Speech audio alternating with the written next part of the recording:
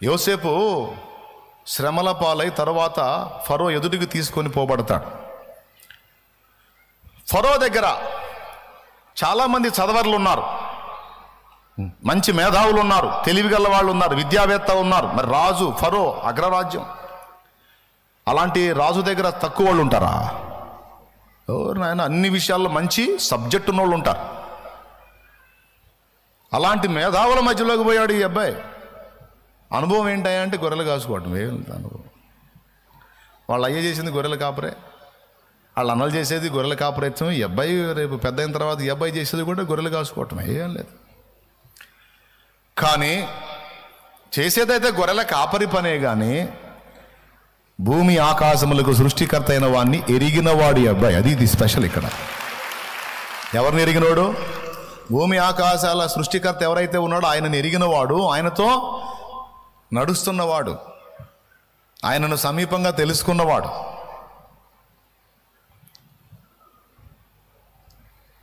అన్నలు యోసేపును అమ్ముకోవటం మీకు తెలుసు. పోతిఫెరో యోసేపును కొనుక్కొని పోవటం మీకు తెలుసు. పోతిఫెరో భార్య యోసేపును శోధించడం మీకు తెలుసు. తర్వాత అతడు లోబడనందున, దేవునికి భయపడి తన పవిత్రతను కాపాడుకున్నందున ఆమె కోపగించి అన్యాయంగా అతడు నన్ను చెరబట్టబోయాడని ఆయన మీద నింద మోపడం మీకు తెలుసు. కోపగించిన పోతిఫెరో నా భార్య చేయబట్టుకుంటా దుర్మార్గుడా, నీ అంతు తేలుస్తాను తీసుకెళ్లి చెరసాల్లో వేయించడం మీకు తెలుసు. ఈ బాధలన్నీ పాపం చెయ్యనివి, నిందలన్నీ నెత్తినబడి నానా బాధలు పడి, దర్శనమేమో అందరికంటే నిన్ను పైనుంచుతా, తలగా ఉంచుతాను, అందరినీ నీ ముందు సాష్టాంగ పడజేస్తాను. కానీ అగచాట్లేమో ఆపోజిట్లో. ఏం చేయాలి? చివరికి చెరసాల్లోంచి దేవునికి మొత్తుకున్నాడు, ప్రార్థన చేసి దేవుడు డైరెక్ట్గా ఫరో ముందుకు తీసుకెళ్ళాడు. ఏంటి ఈయన పనితనం అంటే, నీ కళ వచ్చిందనుకో, అయ్యా నాకు ఇట్లా కళ వచ్చిందని చెబితే ఆ కళకి భావం చెబుతాడు. దాని అర్థం ఇది, దానిలోని నిగూఢత ఇది, అందులో దేవుడి చిత్తం ఇది అని కళల భావం చెప్పే సామర్థ్యం కలిగి ఉంది. అదొక్కటే. అది కూడా ఎవరిచ్చారు? అంతే. బాగుంది. ఫరో ముందుకు వెళ్ళినప్పుడు చూడండి, సబ్జెక్టు ఉన్న వాళ్ళందరూ దద్దమలైపోయారా? ఏ సబ్జెక్టు లేనివాడు చూడండి ఎంత పని చేశాడు. రాజు చెప్పాడు, అమ్మాయి నాకు కల వచ్చింది, ఇట్లా ఇట్లా కనపడ్డది, 7 బలిసిన వెన్నులు కనపడ్డాయి, భలే ఉన్నాయి. పొలంలో 7 బలిసిన వెన్నులు కనపడ్డాయి. వెన్నులు అంటే కంకులండి.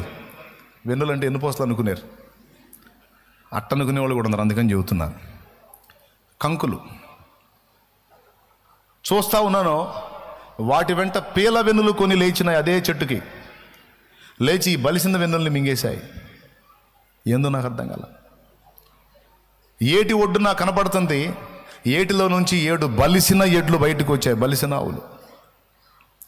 నేను చూస్తా ఉన్నాను, అవి వచ్చి ఒడ్డున మేస్తున్న 7 బలిసినవి. వాటి వెంట బక్క చిక్కి ఎండిపోయినవి 7 బయటకు వచ్చినాయి. అవి వచ్చి ఈ 7 ఆవులను మింగేశాయి. ఆ బక్క చిక్కిని బలిసిన వాటిని మింగేశాయి. దర్శనం రెట్టించబడింది. ఏందో అర్థం కాలా నాకు. చెప్పండి రా, దాని భావం ఏంటంటే ఒకడు చెప్పలా, ఒక్కొక్కడు మామూలు తింటల్లా. శుభ్రంగా తింటున్నారు, హాయిగా ఉంటున్నారు, కానీ ఎవడికి ఈ విషయంలో జ్ఞానం లేదు. నా కళ భావం చెప్పేవాడు ఎవడని వేదన పడితే, ఇదిగో నీ గురించిన సమాచారం వచ్చింది, నీవు చెప్పగలవా? వెంటనే దేవుడు జ్ఞానం ఇచ్చాడు. ఎక్కడ ఇవ్వాలో అక్కడ ఇస్తాడండి. మిగిలిన వాళ్ళు పరిగెత్తు, ఓహో హడావుడి. కరెక్ట్గా నీకు సన్నివేశంలోకి పోయినప్పుడు మెరిపిస్తాడు. Don't worry. సన్నివేశంలోకి వచ్చినప్పుడు, ఎంటర్ అయినప్పుడు ఉంటుంది నీకు, అక్కడ ఉంటుంది నీకు ప్రకాశం.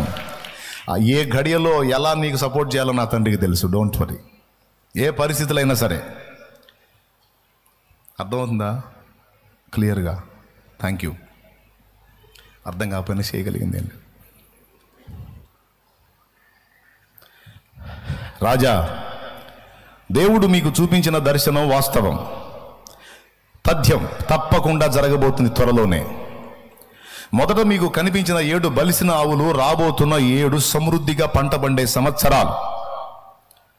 వీటి వెంట మీకు కనిపించినటువంటి బక్క చిక్కిన ఆవులు ఈ 7 ఏళ్ళు గడిచిన తర్వాత ప్రారంభమయ్యే 7 కరువు సంవత్సరాలు. రాజా, నీ రాజ్యంలో ఏం జరగబోతుందో తెలుసా? 7 ఏళ్ళు సమృద్ధిగా దేవుడు పంటనివ్వబోతున్నాడు. తర్వాత ఈ 7 ఏళ్ళు సమృద్ధి పంట పండిన తర్వాత, కరెక్ట్గా 7 ఏళ్ళు గడిచిన తర్వాత, ఇక 8వ సంవత్సరం నుంచి 14వ సంవత్సరం వరకు కఠినమైన కరువు దేశమంతటా రాబోతుంది అని దేవుడు నిన్ను హెచ్చరిస్తున్నాడు. ప్రజలు నశించకుండాన్నట్లు వారిని నువ్వు బతికించుకొని ఉంచుకోవడానికి ఆలోచనలు చేసుకొని అంత రెడీ చేసుకుంటావని దేవుడు ప్రేమించి నీకు జరగబోతున్న దాన్ని బయలుపరిచాడు రాజా అని చెప్పాడు. సింహాసనం మీద కూసునోడు టపి టపి టపి దిగొచ్చి మెళ్ళ ఉన్న హారాన్ని వేసి, ఈతని వలె దేవుని ఆత్మ గల మరి ఒక మనుషుని మనం కనుగొనగలమా? ఇదిగో దేవుని ఆత్మ గల మనుష్యుడు. అరే, వయసు చూస్తే చాలా చిన్నదిగా ఉందయా నీకు, నీ ప్రాయం చూస్తే చాలా చిన్నదిగా ఉంది, ఇంత నీ గూఢతని ఇట్టే తేల్చేసావు ఎలా? అసలు దైవ సాక్షాత్కారం, దైవ ప్రత్యక్ష, దేవుడే వచ్చి నా ముందు నిలబడి మాట్లాడినట్టుంది నాయన నాకు. నీ వయసు చూస్తే చిన్నది తమ్ముడు, అది నా సాక్ష్యం. ఏమమ్మా, నువ్వు వయసు చూస్తే చాలా చిన్నదానివి, లోకాశలు లోకాకర్షణలు రకరకాలు ఉన్నాయి, వాటన్నిటిని వదిలిపెట్టి నువ్వు ఇంత భక్తి చేసి దేవుడి గురించి ఇంత బాగా మాట్లాడుతున్నావేమిటమ్మా నువ్వు? నీ వయసు ఎంతరా తల్లి? నువ్వు మాటలేంటి, నీ విషయాలేంటి, నీ ప్రవర్తన ఏంటి ఇంత అద్భుతంగా ఉందేందమ్మా? ఏం లేదు సార్, మేము వేకువనే వెతుక్కునే వాళ్ళంలే. అది సమాధానం. వేకువనే అంటే బాల్య దినముల నుండే సృష్టికర్తను స్మరణకు తెచ్చుకున్న వాళ్ళం మేము. బాల్య దినముల నుండే దేవుని సమీపంగా కలుసుకోవటానికి మమ్మల్ని మేము సిద్ధపరచుకున్నాం. మాకు చిన్నప్పటి నుంచి ఆయన తెలుసు.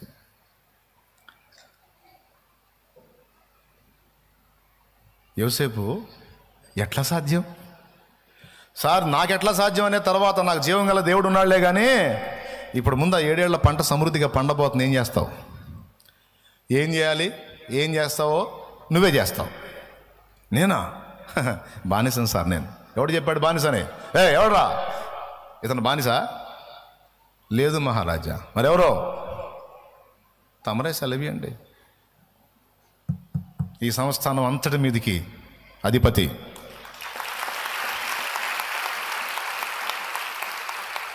యోసేపు చెప్పు, నువ్వే చెప్పు, ఏం చేద్దాం? మహారాజా, 7 ఏళ్ళు సమృద్ధి పంట పండబోతుంది. ఆ పంటని మనం కొంచెం మెళకోగలిగి జాగ్రత్త చేస్తే, మనం కొంత తిని కొంత భద్రం చేసుకోగలిగితే రాబోతున్న 7 సంవత్సరాల కరువు కాలంలో ప్రజల్ని బ్రతికించవచ్చు. అంతేకాదు, అధికమైనటువంటి బెనిఫిట్ కూడా మనకు ఉంటుంది. ఎందుకంటే మన దగ్గర ధాన్యం ఉంటుంది, పక్క దేశాల్లో ధాన్యం ఉండదు. వాళ్ళందరూ మన దగ్గరికి వస్తారు, ఎక్కువ వెల ఇచ్చి కొనుక్కొని పోతారు. ఆర్థికంగా మన దేశం అభివృద్ధి చెందిద్ది. ఆహారపరంగా కూడా మన దేశంలో కరువు ఉండదు. దేవుడు మనల్ని ఎంత ప్రేమించాడో చూడండి. ఇప్పుడు మనం చేయాల్సింది ఏం లేదు. ఇప్పుడు 7 ఏళ్ళు పండే పంటని ఎప్పటికప్పుడు మనం నిల్వ ఉంచటానికి ప్లాన్ వేయాలి. స్తోత్రం. ఏం చేయాలి? నిల్వ ఉంచడానికి ప్లాన్ వేయాలి. అప్పుడు